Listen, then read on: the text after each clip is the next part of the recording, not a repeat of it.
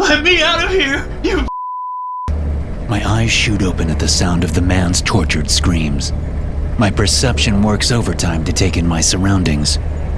I'm lying down on a thin mattress, and I'm in some sort of moving vehicle.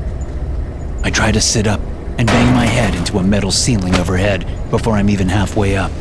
Groaning, I lie back down, reaching a hand up to rub my forehead.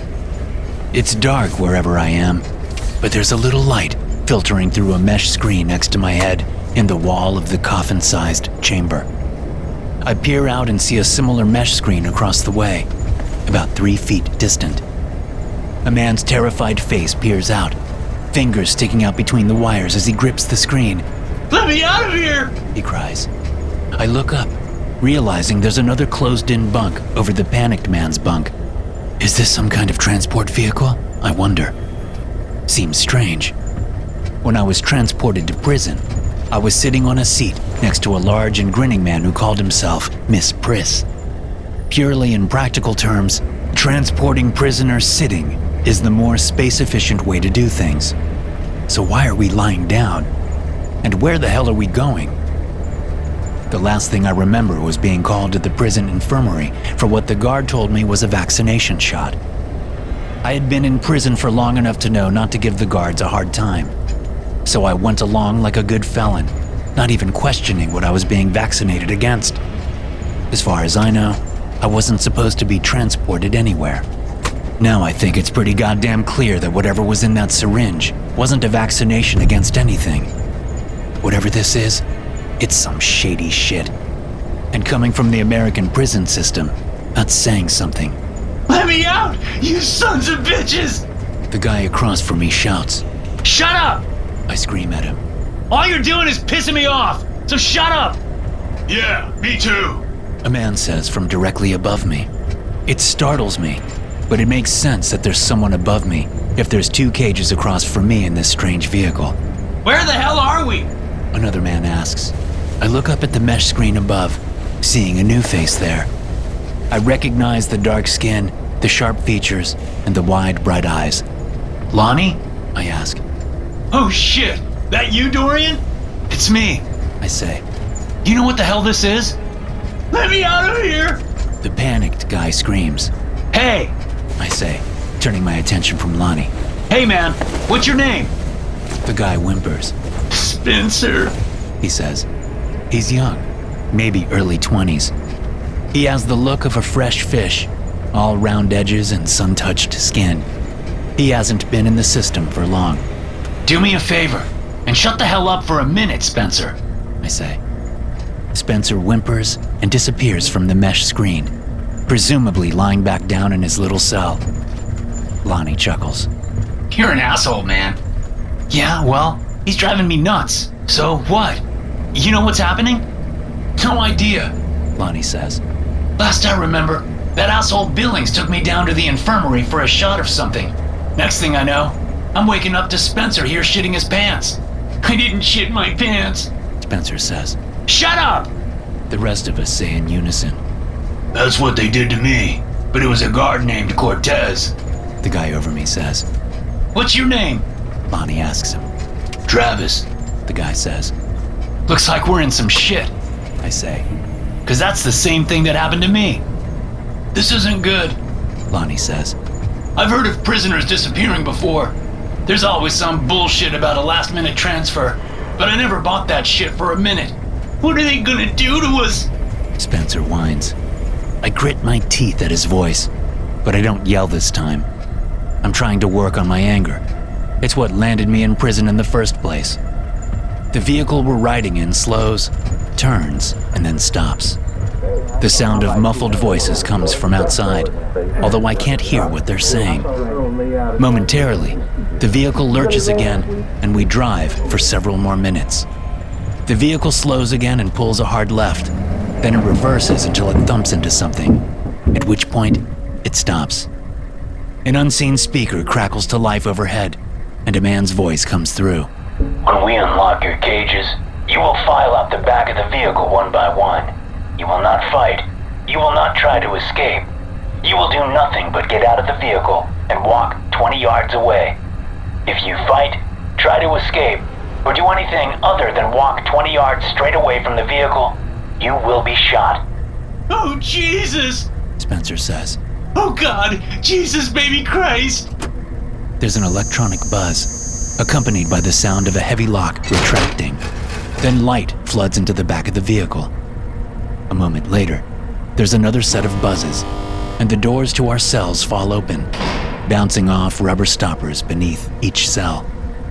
I look across at Spencer, who's dressed in an orange jumpsuit, just like me and Lonnie. Legs swing down from above, and I see that Travis is also dressed the same. Travis goes first, jumping down and then walking out of the vehicle. I go next, seeing that we're in some sort of wooded area. I step out into the fresh air, the lush greenery greeting me like an old lover. A smile cracks my face as I walk straight ahead. Up ahead of me, Travis stops well past what I think is 20 yards and turns around. He's a heavy-set man with dark hair and thick hands. He peers beyond me, eyes curious and searching. When I get to him, I turn around and look back the way I came. Lonnie is walking toward us, with Spencer behind him. Beyond them, I can see that there's a tall fence, more of a wall, running off in both directions. There's a gate in the fence, which is open and blocked by the back of the vehicle we came in. The gate slams shut by some automatic process, and then I can hear the vehicle leave again. I study the wall, which looks to be made of some kind of slick but bulky metal. It's a good 15 feet tall, and there's a noticeable lack of trees nearby. All the trees have been cleared, so there's no way you can climb one and jump over. There are strips of metal mesh jutting out over the wall, and my guess is the metal is electrified, making it impossible to climb even if you managed to drag a dead tree or something over to get up the slick surface. Despite all this, I feel pretty good. I'm outside in a forest, which is a huge step up from inside a prison with a bunch of smelly and violence-prone assholes.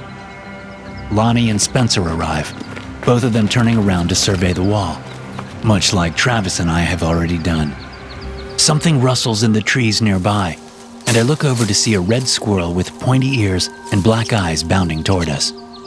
Hey, little buddy, I say to the thing, crouching down as it comes nearer, expecting it to be spooked and run away. I hate fucking squirrels, Travis says. There's another one. I look over my shoulder to see a second red squirrel coming toward us.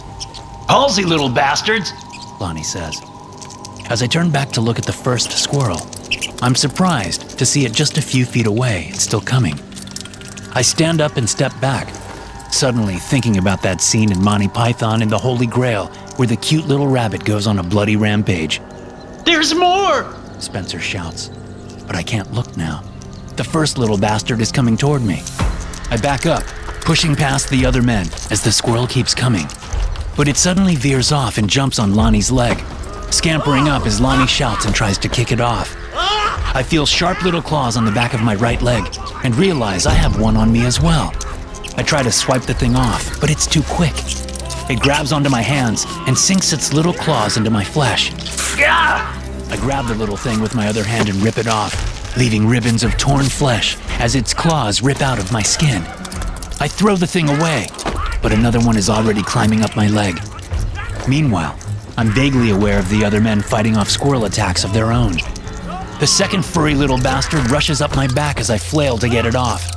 It scratches and bites at the back of my neck before I finally fling it away. I run off into the woods, thinking maybe we were standing in their territory. Maybe they are protecting their stash of nuts or their young ones or something. As soon as I'm about 30 yards away from the scene of the attack, I duck behind a tree and scan the woods for any more squirrels. I don't see any, so I gaze back toward the other men, who seem to have calmed down. I don't see any squirrels attacking them anymore, so I walk back over, seeing that every one of us is bleeding from scratch or bite marks somewhere on our bodies. The fuck was that about? Lonnie asks. I hate goddamn squirrels, Travis says. Classical music suddenly erupts from off in the woods, away from the wall. We all look in that direction, curious. Someone else is out here? I ask. Playing music? Maybe it's a Pied Piper, but for squirrels instead of rats, Lonnie says. Let's go see what it is, Travis suggests. Better than waiting around here for another rabid squirrel attack. We all agree, moving through the woods toward the sound of classical music. At first, we move with caution, watching out for bushy tails and black eyes. But after traveling for a while unmolested, we grow more comfortable. After walking for a good half-mile or so, we come across a concrete bunker of some sort, about the size of a small one-story house. There are speakers positioned on the outside. That's where the music is coming from. We go up to the metal front door, which is completely open, and peer inside. All I can see is what looks like a communal area with a metal table and chairs fixed to the concrete. Hello? Lonnie calls. The music dies suddenly. After a moment of confusion, Lonnie calls out again. No answer. Screw this, Travis says, striding into the place. The rest of us stand outside, waiting. After a moment, Travis says, This is some creepy shit. Come in here. We all go inside to see what Travis is talking about. There are 4 bunks, 2 on each side of the communal area, and each one of them has a label next to it. Our names are on the labels. There's also a small kitchen area at the back of the place, and a bathroom with a shower and a toilet. A built-in bookshelf sits in one wall, packed with books of all kinds. Looks like we're home, Lonnie says, stretching out on his bunk. You don't find this weird? I ask.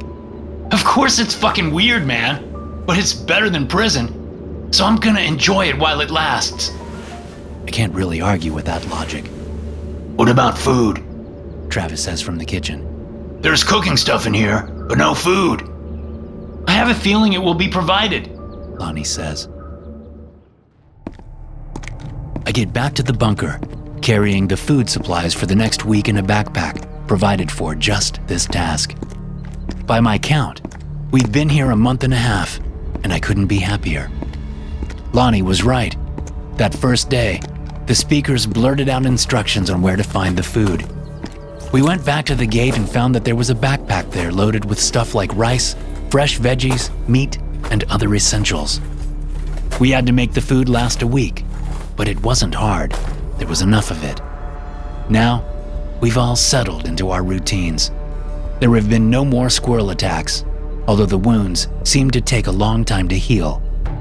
We've seen the squirrels out in the woods, but they've left us alone, and we've left them alone.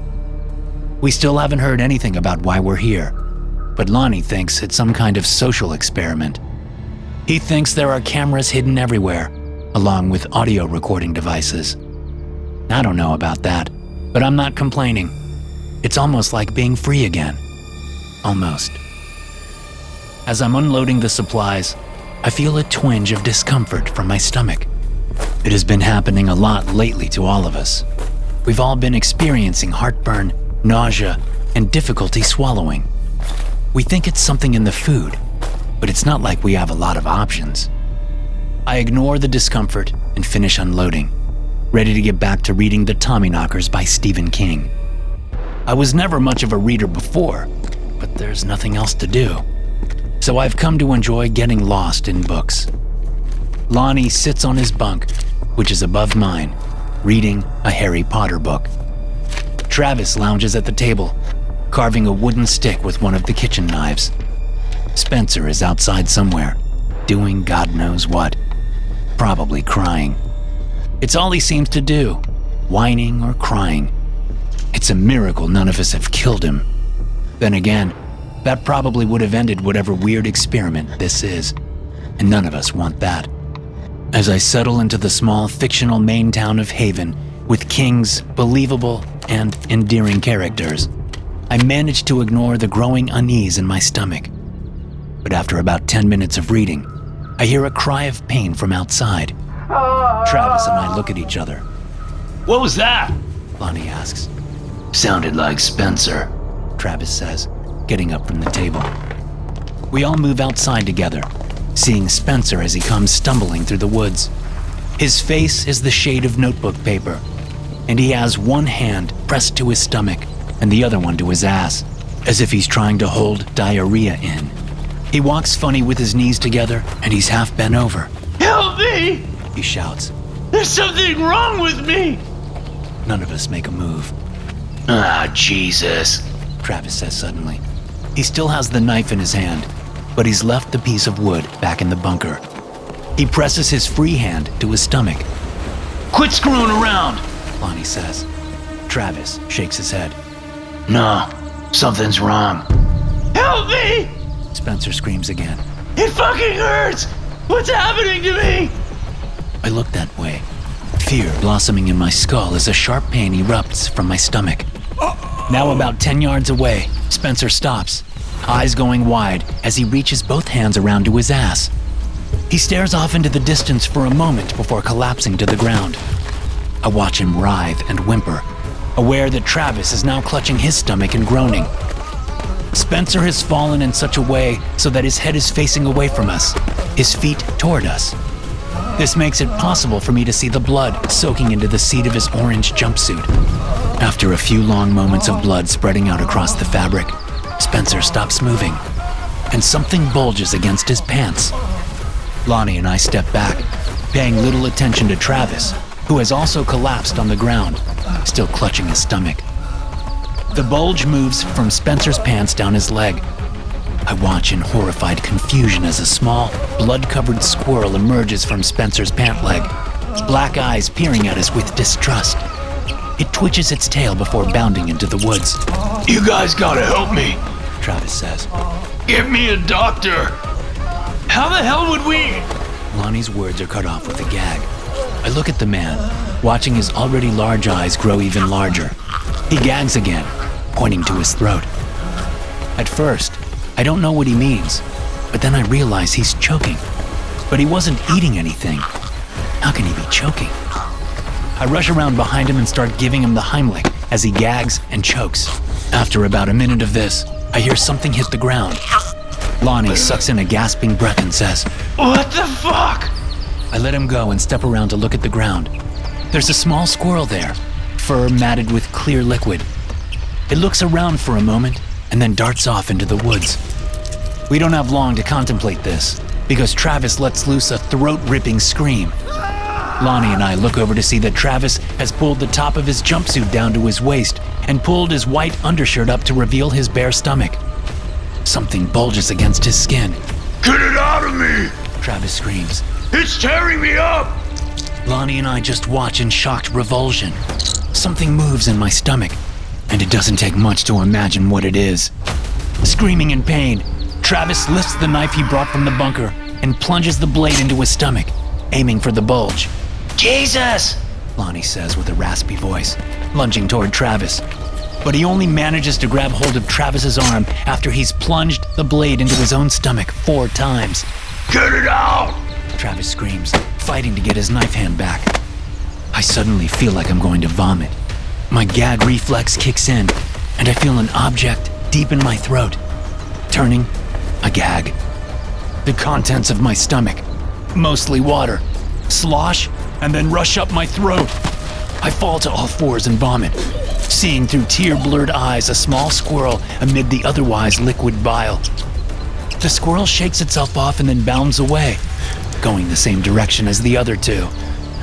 I sit back and watch it go, wondering what the hell kind of squirrels these are. You good? Lonnie asks, coming up next to me. Yeah, I say. Mine came out easy.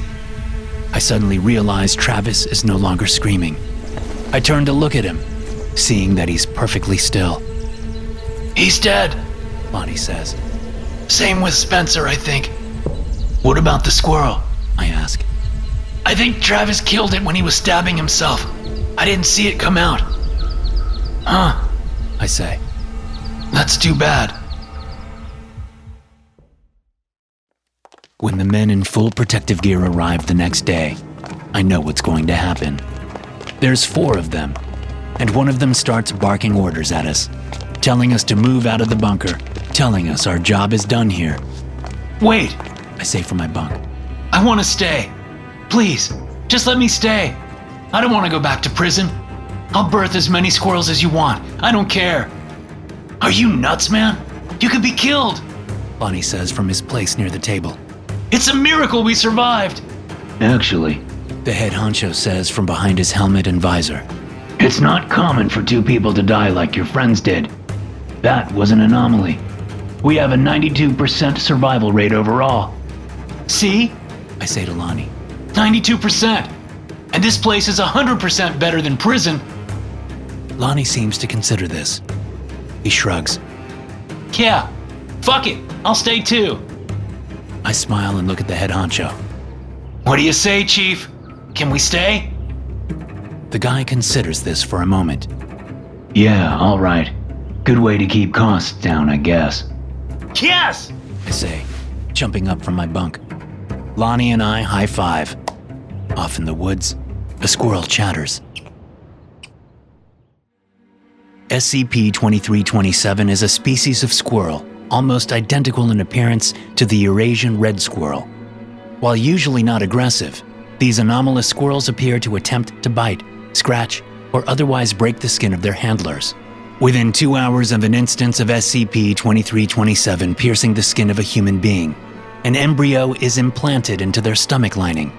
Its presence generally causes heartburn, nausea, and difficulty swallowing.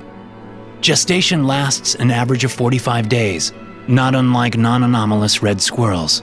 However, SCP-2327 instances are born with hair and open eyes and are capable of fending for themselves. At the 45-day mark, SCP-2327 push their way through the lower esophageal sphincter of the host. Then they climb the esophageal tract by stimulating the gag reflex.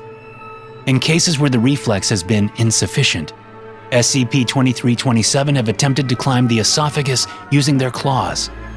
They then burst through the upper esophageal sphincter and leave the host via the mouth. Rarely, SCP-2327 instances will have difficulty leaving the body through the mouth. In some cases, they will attempt to claw their way through the stomach. In others, they have been known to work their way through the intestines to the anus, often causing severe internal bleeding in the process. Hey guys, thanks for listening. Be sure to subscribe to the podcast for more SCP stories like this one. You can also check out some more episodes from the SCP Experience podcast here. I'll see you in the next one.